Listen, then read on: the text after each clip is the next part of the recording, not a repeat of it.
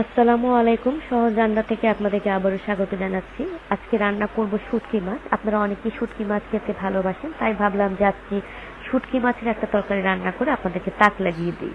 তো এই পর্যায়ে প্রথমে আমি সরিষার তেল ঢেলে নিচ্ছি এবং তেলটি গরম হওয়ার জন্য অপেক্ষা করছি। তেল গরম হয়ে গেলে এতে আমি রসুন এবং পেঁয়াজের কুচি দিয়ে কিছুক্ষণ নেড়ে চেড়ে নিব। আমি এখানে রসুন কুচি করে একটু সামান্য থেতলে নিয়েছি আর পেঁয়াজটি কুচি করিয়ে দিয়েছি। আপনারাও চাইলে কুচি করে বা থেতলেও নিতে পারেন। আস্ত রসুন এখানে দেওয়া যেতে পারে। রসুন আমাদের শুটকি তরকারিতে কিন্তু রসুন আস্ত খেলে কিন্তু মন্দ লাগে না।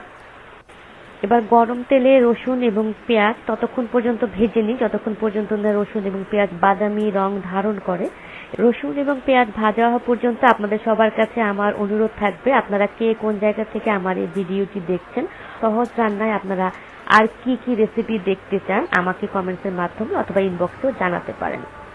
এখন আগে থেকে সেদ্ধ করে রাখা লইটার শুটকি কড়াইয়ের মধ্যে দিয়ে দিচ্ছি।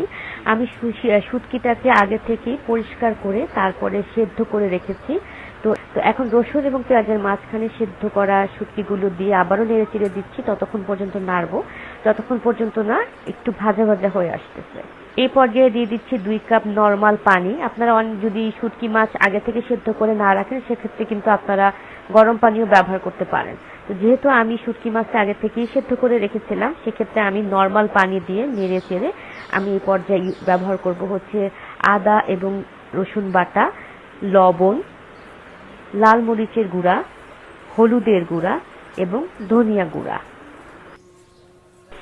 এবার সবগুলো উপকরণকে আমরা খুব সুন্দরভাবে মিশিয়ে নিব এবং সবগুলো উপকরণ যখন সুন্দরভাবে মিশে যাবে তখন এ পর্যায়ে আমি এখানে কিছু কাঁচা মরিচের ফালি দিয়ে দিব। কিছুক্ষণ নাড়াচাড়ার পর আমি এখানে দিয়ে দিব আলুর কুচি। আপনারা চাইলে কিন্তু এই পর্বটি উপেক্ষা করতে পারেন। আবার কিছুক্ষণ নেড়ে চেড়ে ঢাকনা বসিয়ে অল্প থেকে মাঝারি আঁচে আমরা 30 মিনিটের মতো রান্না করব। দেখুন কত সহজে আমরা তৈরি করে ফেললাম লইটা মাছের শুটকি।